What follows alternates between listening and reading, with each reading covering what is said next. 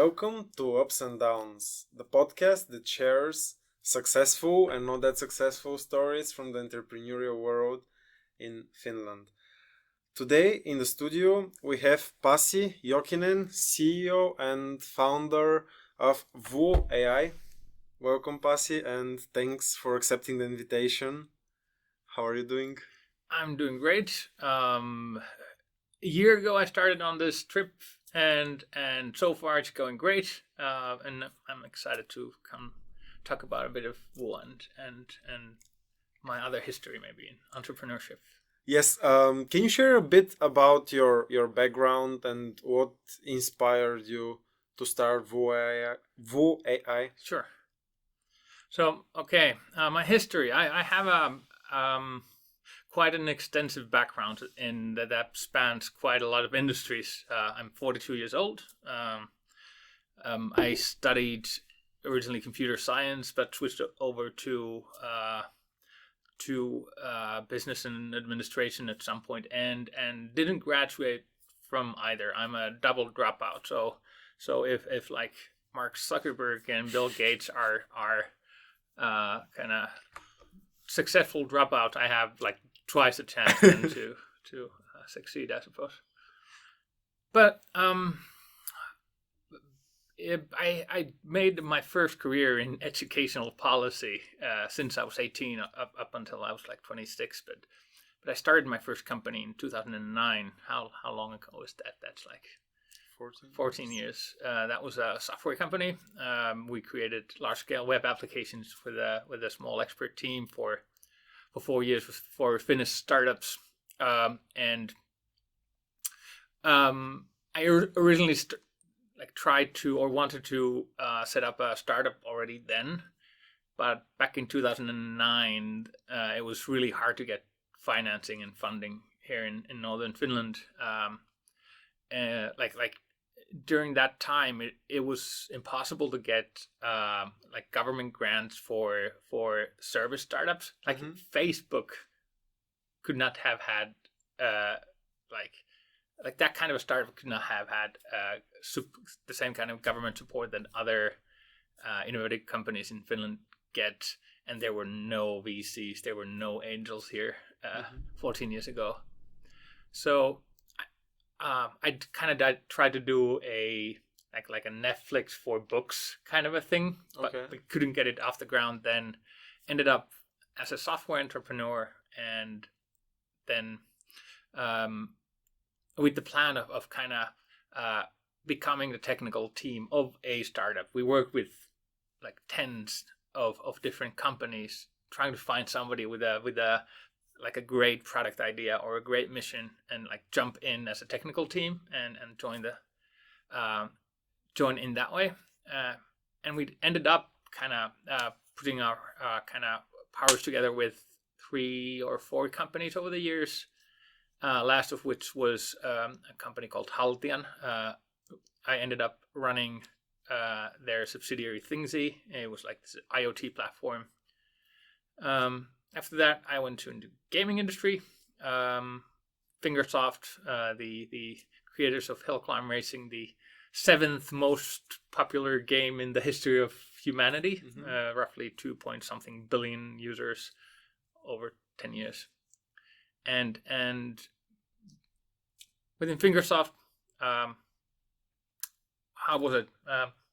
I did first kind of administrative stuff. I was a chair, a member of the board, then ended up taking on some operational responsibilities, and finally becoming the CEO of the Finger Group, the group entity there. But yes, a year ago, I jumped ship. I got excited about AI to the point that I could not kind of focus on my own job. So I suppose that was the moment that I had to resign and start my own company. Thank you very much for sharing. And could you provide like an overview of what VUO AI does and like its primary mission or goals? Sure. VUO AI aims to capture the family and relationship space with AI powered, let's say, superpowers. We aim to give everybody tools to cope with everyday things in an easier way and in a more pleasant way. So we're building tools for families and relationships using large language models and generative AI tools. Okay, and how you got introduced to machine learning and LLMs?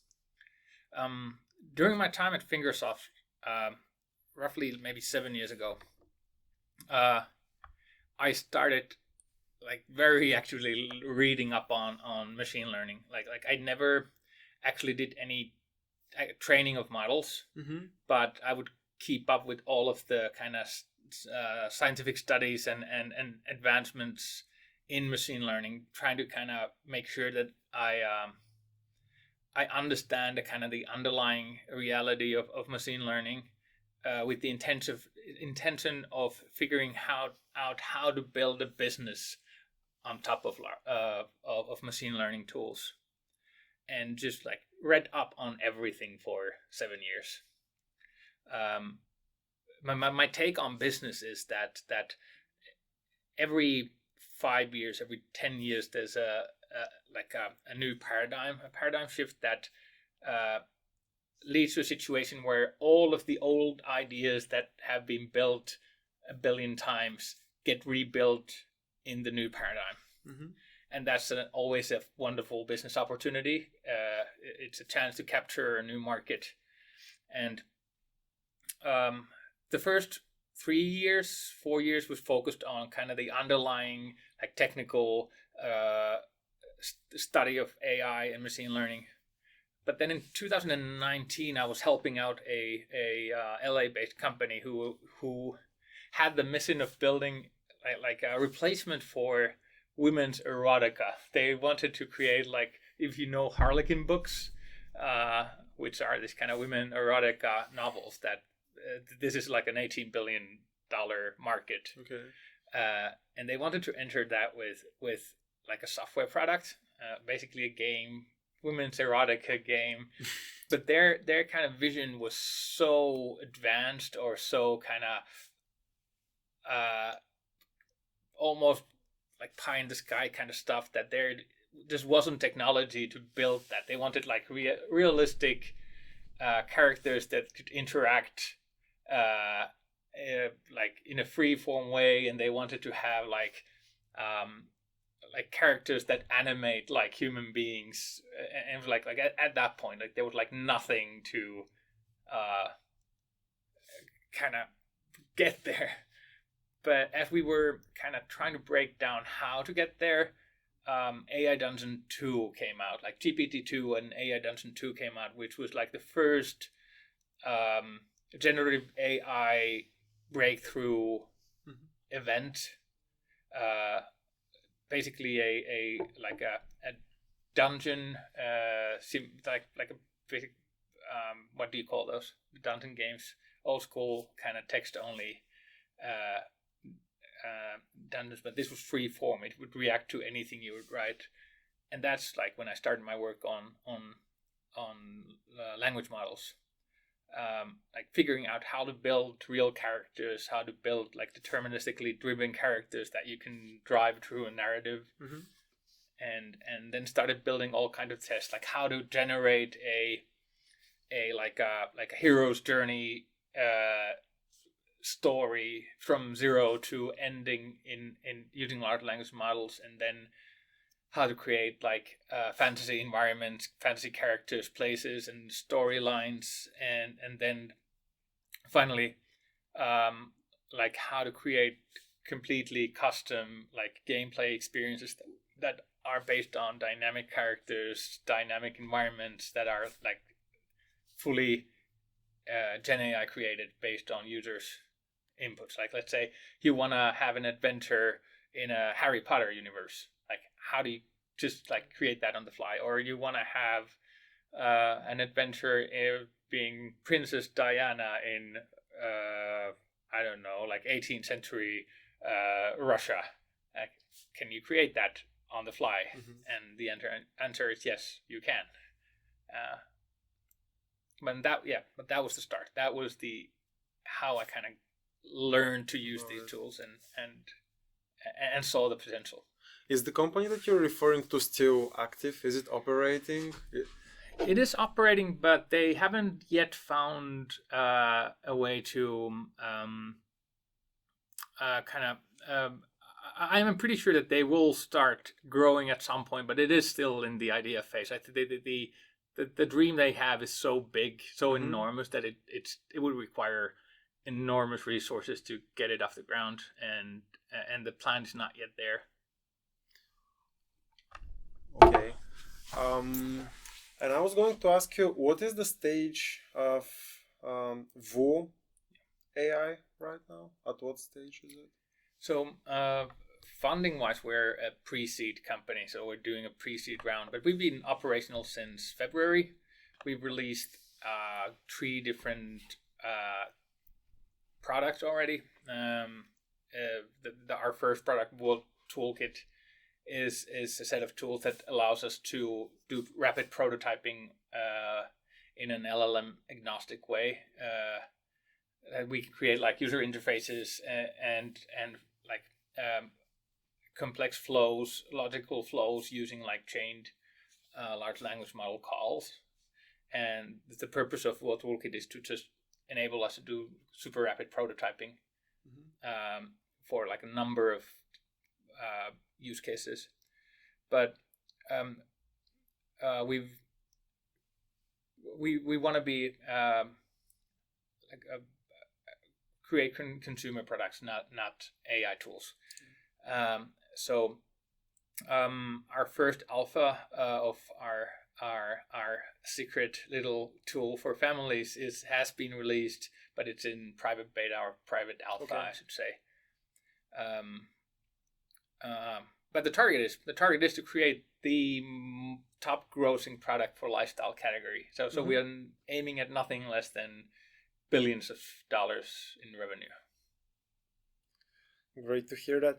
And as a software company, do you have any patents yet? Are you protecting your intellectual property? Have you exploring that? I'm really interested to understand what is the situation there, like with LLMs.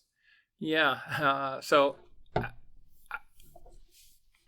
we don't have patents yet. We are in the process of exploring which one of our innovations are patentable. Mm-hmm. Software patents are like a complex thing. It is really hard to create good software patents, and it can be a proxy for like real work. Like we are going to spend some resources on that, and we are going to try to get even a large number of software patents. But at the same time, I'm kind of worried that like the best thing to focus as a company is the user, right? Mm-hmm. Yeah. And I don't know how much I would rely on a software patent's ability to actually hold water. It's kind of usually somewhat easy to go around the specifics of a patent. But yes, we are exploring that. We hopefully will file at least 5 patents over the next 3 months. Okay. But let's see. And yeah, how big is the team? Sure. Right now we have 5 people working on the product, me included. On top of that, we have 3 advisors who are kind of contributing on a regular basis. Some on a daily basis, some on a weekly basis. Okay. But yeah, 5 full-time employees and. Okay. And I'm also really interested to understand how you raised funding. Was it through angel investors? Was it through VCs? If you don't mind sharing. Of course. It tends to be that like the best way to do fundraising is through introductions. Yeah. So over my career, I've built some relationships, I've showcased some ability. Is it okay, by the way? have absolutely no clue. It could be that it's not even connected. Yeah, I don't know. I think this body turned off. Can I take it for a second? No, I think this guy died. Give me a second. Like, Do you know roughly how long we Absolutely no clue. But thank God we have the audio. Oh yeah. Separate source.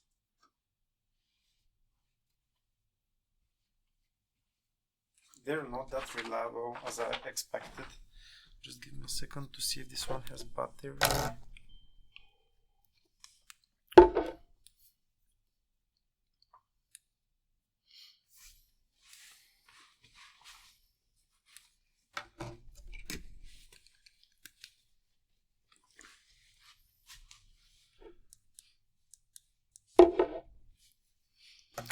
Literally what happened, like, let's say an hour ago. Yeah. Katarina plugged this small, I don't know even what it's called, like, but this mic thingy. Yeah. And somehow this guy got muted. So I lost the entire audio from it, but yeah, I really hope that this big thingy, which I said, like, let's see, yeah. It shows up. Yeah, now it should be good. But I was like looking at you and I didn't see these blue small dots here. And I'm like, yeah, okay. Let's just so we can continue.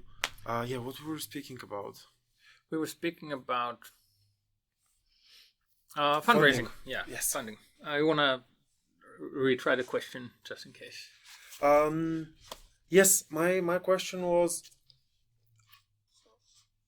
were you looking into VCs or like angel investors? Yeah. So like my approach to fundraising is that basically like random meetings are super inefficient. If you don't have any kind of traction or warm introduction to whomever you're meeting with, it's going to be super hard to raise funding.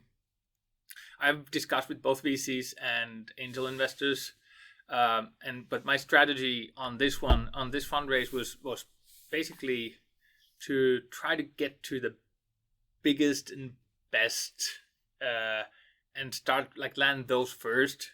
That it's easier that like if you go the route of kind of taking the money that is closest to you and then going to the next and then going to the next and trying to kind of climb your way up the ladder, it tends to be a really hard and slow fight, and it tends to like create quite a low quality cap table.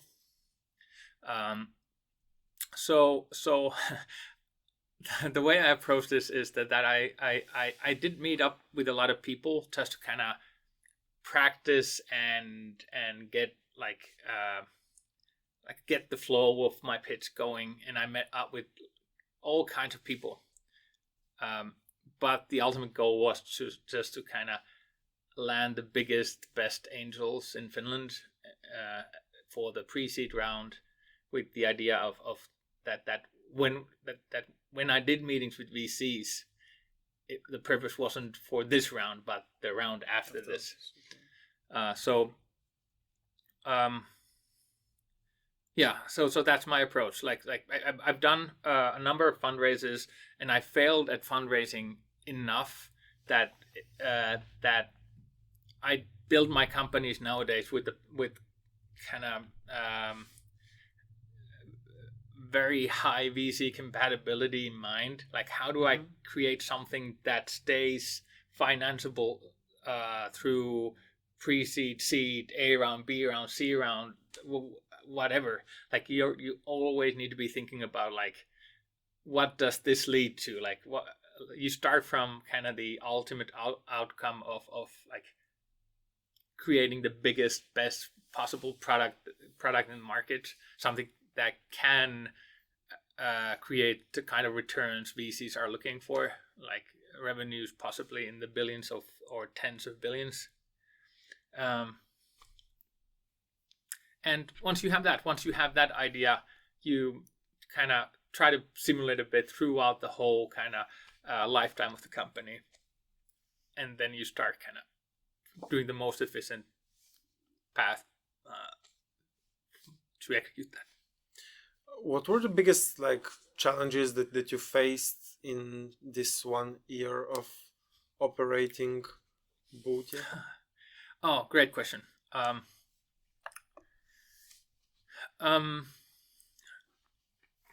So when you do a startup, there's kind of two completely different approaches. One is like gaming companies usually. With startups, there's this kind of discussion about like product market fit, right? Which means that there is the product side. Can you create something that people love? And the market side, do you have a structure that enables you to kind of create revenues from that? Is it compatible with existing channels or ways of consumption? And in traditional startups, both of those are in flux. You don't know when you start out like what the product will end up being, and you don't know exactly what the market will be, like who is this for, what the main channel is, and that's you explore that. With game companies, or especially mobile game companies, there is no search for market. Like the market is kind of fixed. You know who you're creating the product for, and that's an execution game. Like if you want to succeed in mobile gaming, you hire the best people to do the best specific tasks. You have to have a very clear kind of idea of what you're building, and you execute kind of the fuck out of that. And we are taking some of that playbook for certain areas of the product that we know exactly how to do certain parts.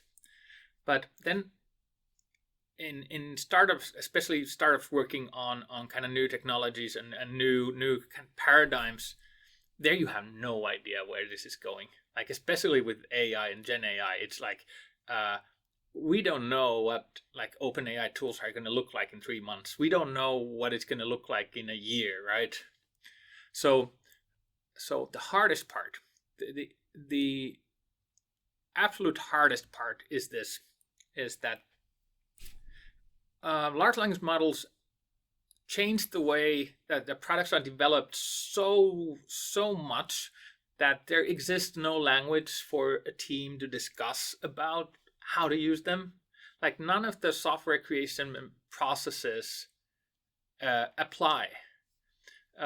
We've built all of these kind of terminology and methodologies of development based on a system where, like, the deterministic system where, like, each piece of the product that you're building is built on the idea that you know what came out from the previous step, like software logic. There's like a set number of outputs that can come from the previous change. So you build up the product in a deterministic way, and you can kind of reason about it in an easy way. And so the hardest part was this. When I started bringing in the team, we had 3 people in March, but we started expanding in June. And that was the moment where we started hitting kind of all kind of difficulties relating to communication and like, how do we talk about this? How do we set the vision? How do we plan about this? How do we kind of create company processes around this thing that is so abstract and so evolving? And for many of our employees, it created a crisis. It was painful. It was we had one like person almost leave the company because it was so hard for him to kind of find and figure out how to apply his expertise in this totally new environment. And yeah, onboarding the team turned out so hard that like for June, July, August, I was almost like unable to do anything else, unable to get any of my own responsibilities done, because I only had to focus on just kind of fixing the team, fixing the onboarding process, fixing the internal process of aligning everybody like around the mission and the how to do things. But that's in order now. That's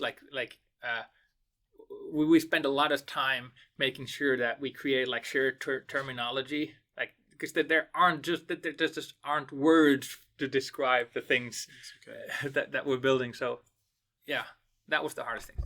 Do you have like a co-founder, or were you alone at the beginning? In the beginning, I was alone. Okay.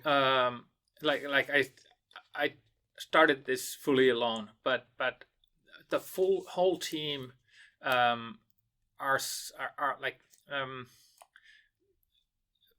I started the first person to kind of come in was Roberto Hanas. Roberto was used to run the Oulu Game Lab program here in Oulu before, and I had done some projects with him. He came in very early. He is a co-founder. Then the second person to come in is actually Timo Soininen, the ex-CEO and founder of our founder of Small Giant Games, a games company that exited to Zynga at 1.3 billion euros.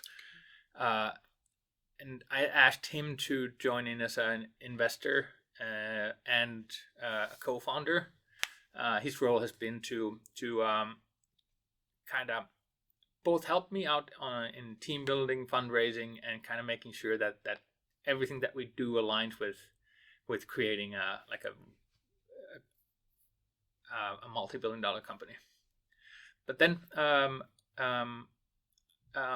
throughout my history, I've been lucky to kind of come across with great engineers, great architects, great designers, and I brought in Ville Vanninen, who was my co-founder or a partner in my first company.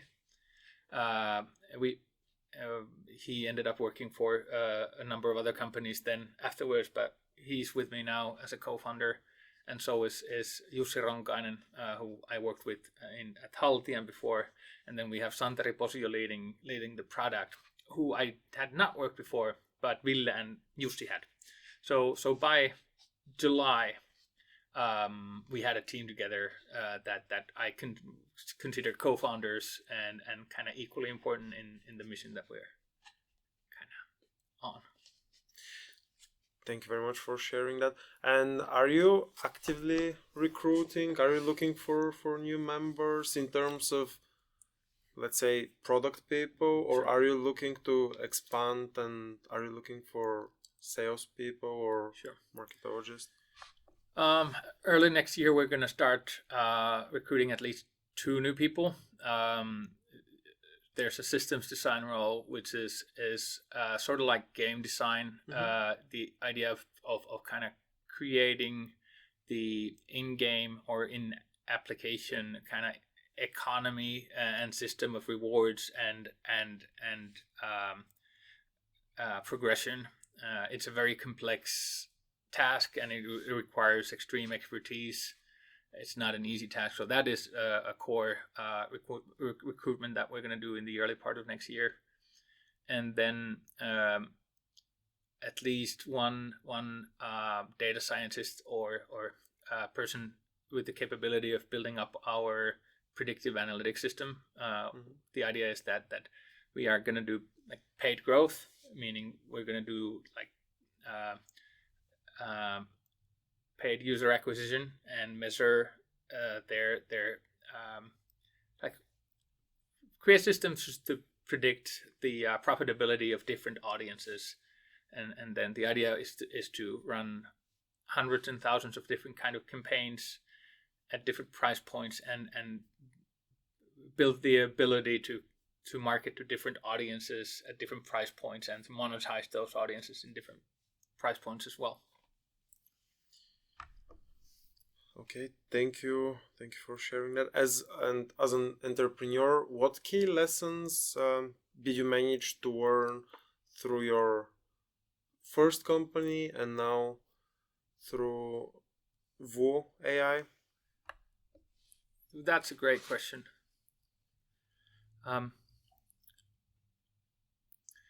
VUO. So let's start with Workflow, my first company. The Workflow never ended up growing like I wished it would, and you can blame a lot of things why that was, but looking at like what was wrong in how I led the company, I was too self-involved, too kind of. I wanted to keep things under my control. I wanted to understand everything. I wanted to, like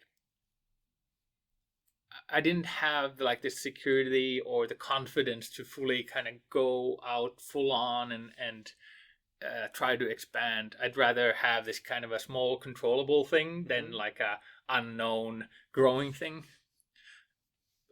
But that was like a lot about like my own insecurities and fears about like having this innate need to kind of always showcase competence and ability and never do mistakes and so on. So the learning from that is like if you want to grow, if you want to be bigger, you need to be fragile. You need to be kind of own up to your own kind of inabilities and fears and talk about those openly and make sure the areas where you personally suck, you kind of get help, you delegate, you just figure out ways to trust other people. But that was definitely the problem starting out. But I do have to say that compared to a lot of other companies that started up around the same time, like I was good at cooperation and finding partners and finding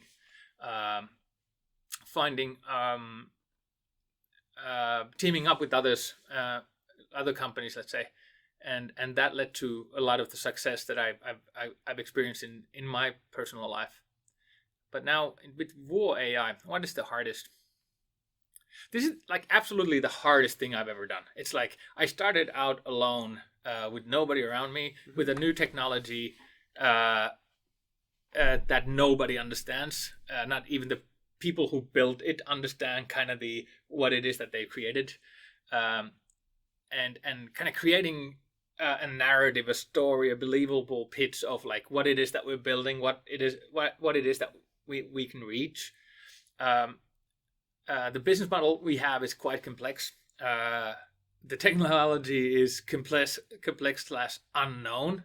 So convincing other people to put in money to a thing that is not built on a clear cut plan on what the end result will be is super hard. And yeah, like you know this, like creating your pitch deck and creating like that story, and you're miserable because like it doesn't convey what you wanted to convey, and it's always like a stupid simplification and of something complex, and you're like frustrated with that, and you are kind of always feel kind of a bit shitty about like falling short of what you think this could be. Yeah, managing that is hard. When did you understand that it was like the right moment to kill the baby, or like to shut down your first company? Was there any point that you were like, I've had enough? Maybe it's not going to go Sure. big. Yeah, good question. So Workflow took from 2009 to 2014, I believe. So in 2009, I dropped out, started the company. For the first maybe roughly 6 months, I worked alone, and then I got a couple of people on board, Ville Vannen and Timo Moilanen as my partners, and that took a year, and that there was kind of growth and there was advancement. but maybe year 2 or year 3, I started kind of doubting myself whether whether this was a smart move. Like we aren't growing like I want us to grow, and in 2011 my son was born, and I had a burnout. Like there was a 3-month phase that I basically got no work done whatsoever. I would go to the office and work for like 17 hours a day and not produce anything for 3 months. So that was a hard moment. And luckily, my 2 partners, they were doing their job super well. But up until that point, I felt that I was like technically the most capable person in the company, and I felt that we always have to maintain that kind of technical level of expertise where I'm at in a way. But then I burned out, and I'm not producing anything. And I always trusted Timo and Ville to do a great job. They were brilliant. But it was more about like taking in junior people. I had doubts like juniors can't do stuff at my level, and my level is the minimum, and that was so BS. Like I'm not even sure if I was that good. I had my moments, but so burning out and not being able to produce kind of forced me to rely on others, and that built the kind of ability to do leadership or to do stuff in a businessy way instead of like technical way. So now your question was like, when did I know that it's time to call it quits? It kind of never was, because as I said, our plan was to find a company to join in as a technical team.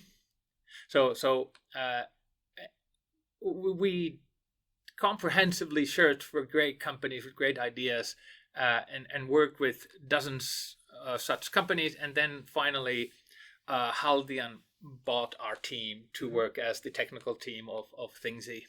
So that was kind of the closing out of that company. But I think that's a great question though. Like, when do you know? I'm going to answer, you never know. Like, my deepest moment of doubt happened probably late 2013 or early 2014. I felt that this is never going to go anywhere. And then it wasn't that many months from that I was the CEO of a bigger company with a 2.5 million euro like R&D budget and like a team of 30 people working on a hardware product. So it tends to be that the moment where you're most in doubt, that's a driver for change. That's like at that point, it's like you start feeling that I need to do something differently. And that's like the doubt is the thing that leads you to change and leads you to doing something better. But I think that's a great question though, and it's something that you always need to keep in mind. I have friends who've been working on their startup idea for 15 years on a kind of a 1,500 euro salary. The brilliant people who could be making like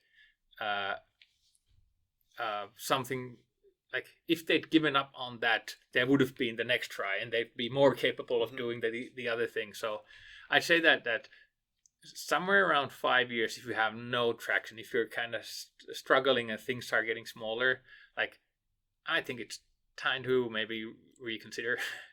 Okay, and move on. Yeah. And kind of follow-up question is more on the personal side, but how you dealt with like the burnout? You said that it was around 3 months. Yeah. So burnout in a sense is forever. Like my metaphor for burnout is drowning. Or it's like a person who's not able to swim. What they do is the core reason for burnout is not that you work too much. It's that you work and work and work, but you are unable to change your surroundings. Like you have some pain points around you that you try to change, but your work doesn't produce results to change your environment. So there's this kind of famous rat study that it's been repeated hundreds of times, that if you put a rat in a like a bucket of water, where swimming there where they can't get out, they'll swim roughly 12 to 15 minutes before they'll give up and drown. But if you wait until the last moment, that just when they give up, just when they're about to give up, and you pick them up and save them, and then you do it again, you put them back later in the bucket, they'll swim for like 24 hours. They might swim for several days. When they have like this experience of there is hope in the most most awful of situation, if they've experienced that, they have the kind of energy to go on forever. If they have a belief that the surroundings can change. So, okay, I burned out because I had terrible manners in which I wrote software. Like I would do too little design, too little architectural thinking up front. I would keep the thing in my head and start kind of hacking it together. And that produces great results when you have like an application or software that's limited in scope. But once you start going into bigger systems that have like several components that interrelate, it starts to be super hard to keep in your head. And I did not have a process to kind of deal with that. And I would do these kind of long programming sessions that would like lead to great results. But then it would be super hard to kind of start again, continue on the work, because like while working on it, you have like everything in your head. But then you take a break, come back, and to be able to kind of work in that work on that code base, you need to have the whole thing in your head again, and it takes so much time to kind of build that stuff in your head. So okay, that led to the like drop in productivity. Then the drop in productivity led me to kind of increase my working hours, which then led to me being more tired and being less productive. And okay, then I could not work at all. So what happened then? Well, so luckily Ville and Timo were producing great results. So the company was not in kind of danger due to this. My son had just born, and I was able to take a leave of absence, like a parental leave that we haven't here in Finland, and just having a moment away from work, kind of gave me space, gave me time to recover a bit. I never went to a doctor, by the way, about this. I should have. I never did. But for the next 10 years, I was unable to create software. Like I didn't even try. Like I do small hobby projects. What changed was that I stopped being a software developer at that point, and I started being a CEO. I started I felt my body was basically forbidding me from doing software, like writing software at that point, and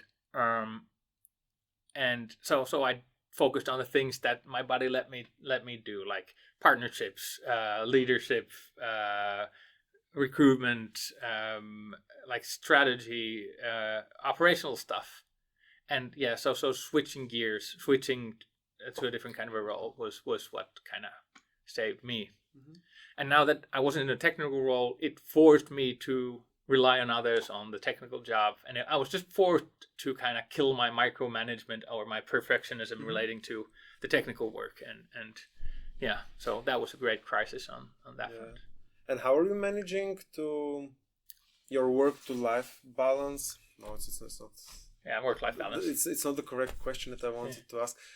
More, how are you managing your parenting chores? Let me put it that way, and like being a head of a company. What a great question. So, interestingly enough, that is kind of the product that we're building. It relates deeply to this problem. It's like the exactly the boring chores of your both like home life. The problem for many families is that that there are so many kind of necessities that you have to just like get done in your family life that aren't about family, but it's about kind of maintenance and logistics, and that can be super cumbersome and like, how do I manage my work life and family life? So I'm divorced. My kids stay with me every other week, and they are very important to me. So I do try to make sure that whenever the kids are with me, that I work reasonable hours. I find that having a healthy work-life balance, that like we're working the kind of 8-hour day and then kind of taking some time off and spending time with the kids, actually for me is like a boost in productivity.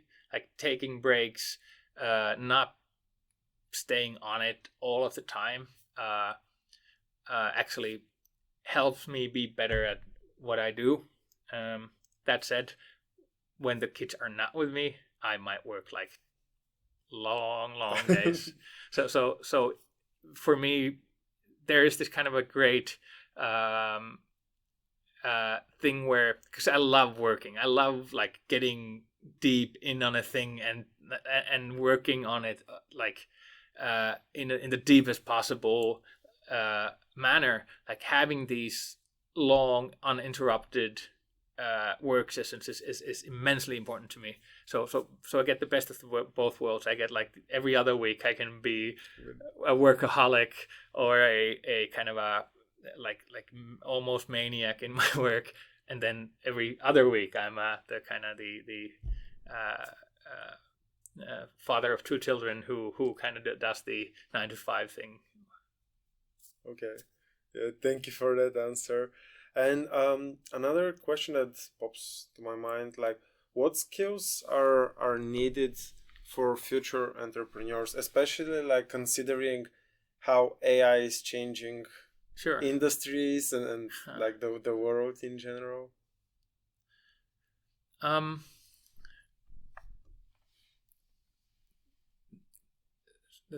So there are so much like definitely like ability to withstand uncertainty during the next few years, when like the pace of change is going to be so rapid that if uncertainty and change makes you feel uneasy, you're going to be having a hard time, right?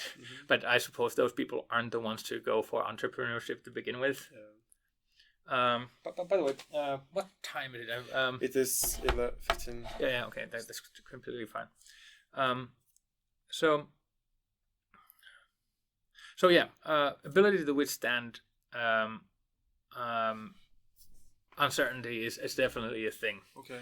But if you go look a bit deeper, like what large language models and generative AI tools are going to change is there are a number of things that we can predict. Let's say take known books that are well known. Let's say any nonfiction book or a fiction book. The reality right now is that big large language models can recreate a book, the content of a book, even without having ever seen that book. Because when you have like these well-known books, there are so many references and quotations and analysis and reviews of those books that just based on the secondary material, large language models can create the kind of enough of the original work that you can get like most of the benefit of a nonfiction book just by recreating it using large language models, and that will only increase like that part where you can get any knowledge rewritten to the form you want right now, whether you want like a 2-minute take on that or a summary or a full-on thing. So what that's going to lead to is like the value of a book will just like plummet. The value of an average document will plummet. And the same goes with expertise. the value of an average expert will plummet because these tools increase the ability of a junior worker or a novice so much that a lot of the people that previously needed the help of an expert can now do it on their own, and a junior now can do the level of work that previously required a senior expert. So the value of an average expert will plummet, but at the same time, people need access to the greatest information, like what is the best way to solve this whatever problem that I have. And what's going to happen is that the kind of the best people in the industry, the best experts, become these channels that people go to understand how to do problem solving in this specific area. So now, how does this all relate to like entrepreneurs? How to prepare to this world?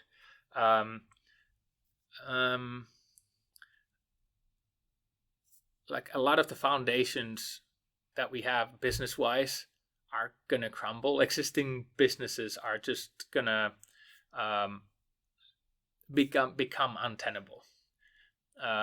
Like imagine a lawyer's office that has basically the idea is that in a like law office you have, let's say, a senior partner and then a number of juniors, let's say 5 juniors working on cases, and the juniors do most of the work and seniors basically validate the work. So if you take a 50-person office, there might be like 1 to 5 or 1 to 10 seniors and then 40 juniors.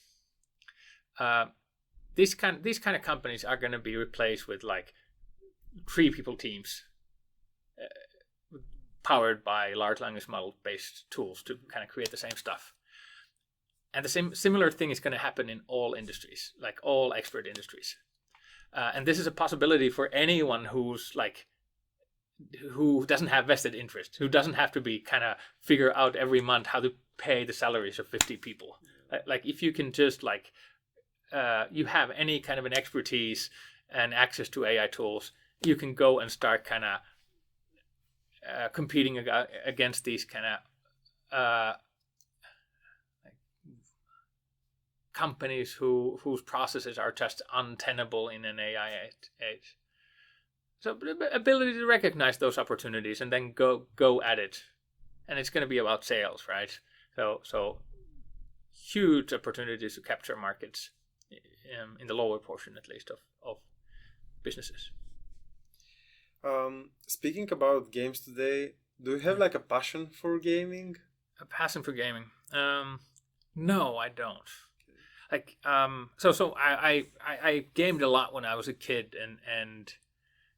and there are like a number of games that are really important to me, but they aren't like the most important game for me is to play Minecraft with my children. Like we create world together, and we do like the coolest thing. One of the coolest things was doing a playthrough with my son when I think he was possibly 6. It took us 1 year from start to finish to kind of start Minecraft and then go and do everything to finally kill the Ender Dragon.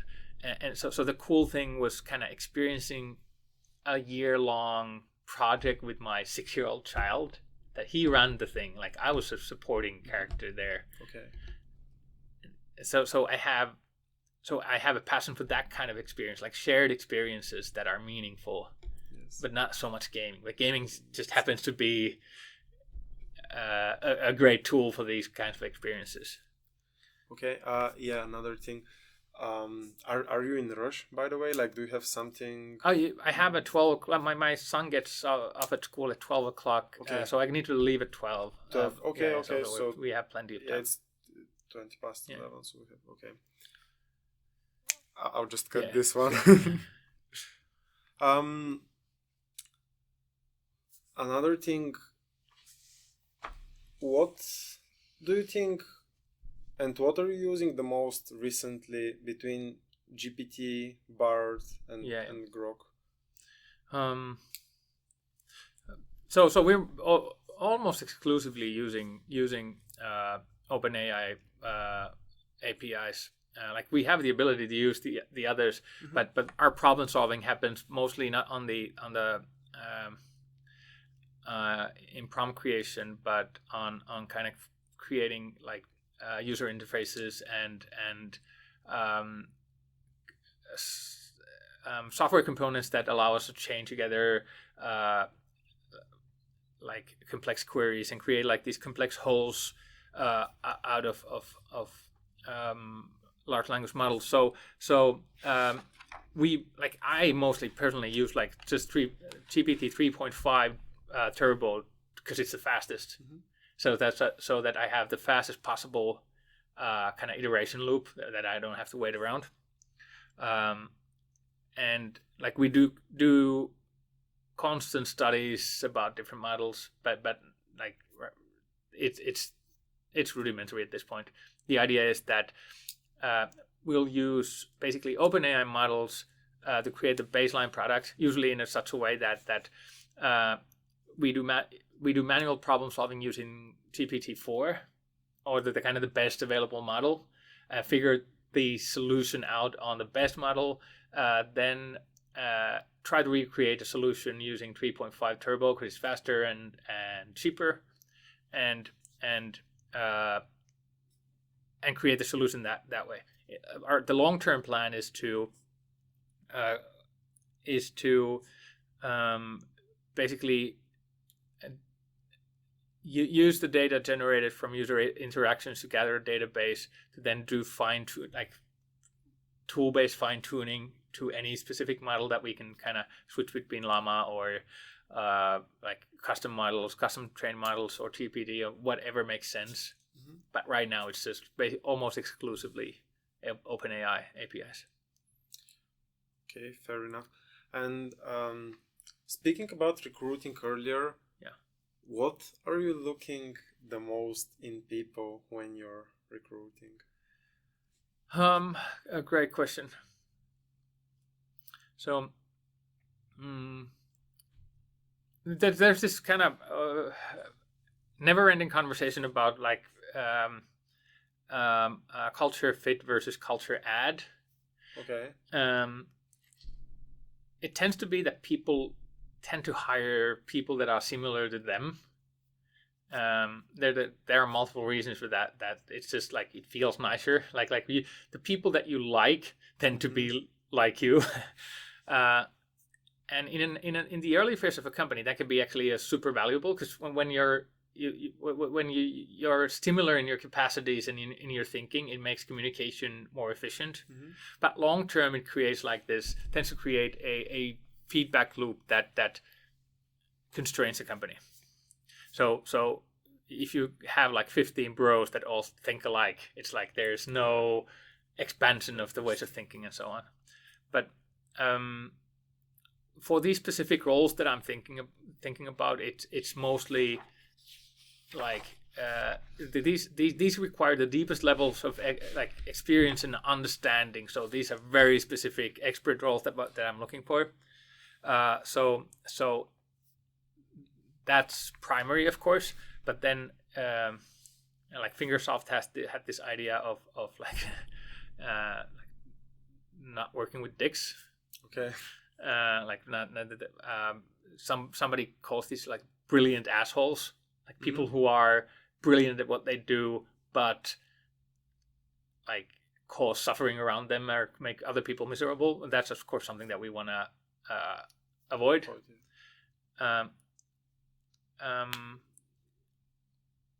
But I think like the most important part is the ability to kind of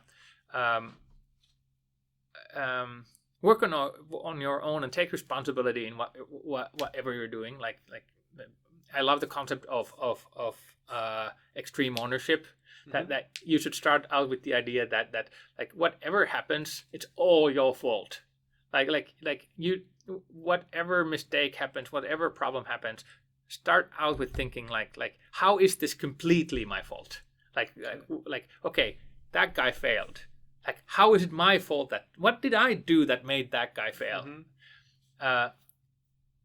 And some people have that innately, that they have the ability to kind of analyze situation objectively while still like having subjective experience. So they have the ability to separate this kind of their own emotional state and an experience from like the objective reality. And so people who understand tend to be brilliant thinkers in other ways as well. So that manifests usually in ways like when if you have that ability, like you don't get into arguments, like you don't get into emotional arguments that are about ego, because you have a better understanding of the other person's perspective. And yeah, that's probably something that I at least personally appreciate the most. Are there any like failure stories that come to your mind, like in your experience as a CEO? Failure stories. Misreading something completely. Yeah, plenty. I wonder what would be the most interesting anecdote here. Like leadership positions and management positions are all about kind of failures. It's not about like if you think that you're gonna go into a leadership position and be good, like the experience is not going to be like that. It's going to be constant misery about the kind of like relating to the all of the compromises you need to be making constantly. So for a person who kind of wants to do good results, like management and leadership can be miserable. But like failures, I'll take one example from Roberto Hanas, who's a team member at VUO, and he was doing like budgeting and planning of our future, and he felt that he wanted more of my input in his process and what he was doing, like feeling that the work he's doing is inadequate. And he had a strong feeling that I would do a better job in what he was doing. Me on the other hand, like there are like 100 hours of work for any hour that I work, like that I could be doing. So I can focus on a very minimal set of things. So from my perspective, it was that like I just don't have the time and ability to kind of focus on that part of the work. And one of the coolest discussions I've had over the last month related to this, where he was like that he felt kind of miserable about and uncertain about like whether he was doing a good job, whether it was something that could be put out, and like the discussion we had was this, like, okay, Roberto, how is the current system that we're in without your plan? Well, we don't really have anything. So what you created, is it a improvement of the situation or does it worsen the situation? Well, it's a definitive improvement. So like, what else are we looking for? Like, nothing. That is exactly what we're looking for. So the kind of comparing yourself to somebody else who you think is going to do a better job, that's a constant error people make. It's like, did I improve things? Did I make things better? Like, not looking for perfection, not looking for things that don't contain mistakes. Like did I improve things? If you did, that's great. And I think that is like the biggest source of problems and failures is thinking you need to do a perfect job or even a good job. You just need to improve. You need to improve something every day and things get better. Thank you very much for sharing that. And I would like to ask for one book recommendation, a Sure. book that kind of influenced you, impacted. I have a couple. The most influential book that's most radically changed my thinking is a book called How Emotions Are Made. I think it's How Emotions Are Made by Lisa. Can you do you have a computer there?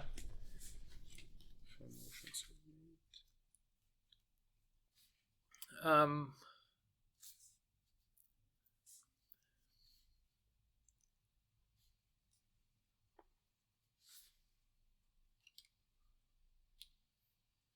yeah, there it is. Yeah. The author is Lisa.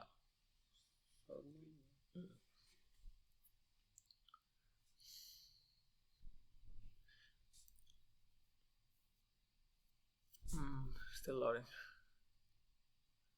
Lisa Feldman Barrett. So the book is called How Emotions Are Made by Lisa Feldman Barrett, and she's a researcher on emotions, and she puts out this theory of mind or theory of emotions that has given to me the expanded my capability to understand other people more than any other book, and to kind of predict people and to predict build better products so easily. That is the most influential book relating to my own thinking about people. Then another book that I recommend is basically everything written by Clayton Christensen, starting out with Innovator's Dilemma. The special thing about Clayton Christensen, who was I think he was a professor in MIT or Harvard. I'm not sure. I think MIT. No, most of his articles are in Harvard Business Review. So, but anyway, Clayton Christensen, professor of business. He's one of the only researchers and business writers who has like causal theories, meaning like most of like marketing theory is statistical in nature. That it's not about like hard causal relationship. It's like stuff like New York Times gets marketed to 60-year-olds because mostly 60-year-olds read New York Times, but there is no causal relationship about being like 60 and reading New York Times. Like nobody's gonna like turn 60 and suddenly start reading New York Times. But most of marketing and business writing is that kind of like relation, like statistical, almost BS. So it's probabilistic, not causal. Clayton Christensen has developed multiple models of how to think about business in a way that is causal, that you can use to predict what will happen in the future. It's the Innovator's Dilemma is a great one. That it's the book that defined what the term disruption. Most people don't understand what that means. You should actually check that out. The model is brilliant. It helps you structure your business in a great way if you understand book well. But all of his other work as well, relating to value in where the kind of the highest value in a value chain ends up in different phases of development of industries. That helps you kind of position your company depending on which industry you are, whether you're in a mature industry or like an upcoming industry. So definitely that. But yeah, Clayton Christensen, everything Clayton Christensen has written, and then the How Emotions Are Made. Okay, thank you for that. And I'd like to ask also for one upcoming event, like in the near future, that's going to happen in Finland or in Oulu specifically. You mean like public events? Public event, yeah, I'm looking. I've been so focused on our work that I'm kind of I don't have any specific events in mind. Of course, there's our polar bear pitching happening soon. Polar bear pitching is of course great. If you're a startup, I recommend joining in. It's a great experience. it's a great icebreaker for later discussions whenever you're doing pitching. It's a good story that people abroad like to hear. Are you planning to participate? I haven't sent a application yet, but I think I will. Like I have so much on my plate that like it might be that I'm gonna miss the deadline, but I do want to. Extended. The deadline is extended till 5th of January. Okay, so great. So I think we'll figure something out. I do want to take part. I think it's great. Me too. Looking forward to it. What else? I have a game industry background, so GDC Games Developer Conference in San Francisco is a very relevant event to me even this year, next year, even though I'm not in the game industry anymore specifically. It's a place where I have a great network of investors and partners and people that I can leverage in my business. So that is something that is relevant. But other than that, I believe in kind of focusing on your customer, and like as Y Combinator says, like talk to customer, write code. So so great event is when I or the team writes code or talks to customers. Okay. Was there anything that you'd like to speak about and I didn't ask you about? Even though there was no agenda. Sure. Let me think. Okay. Okay, this is something about war, like because we're still in such a complex and abstract state that it can be hard for me to describe what we do in a concrete and easily understandable way. But here's the thing: large language models, they can help people so much with everyday struggles.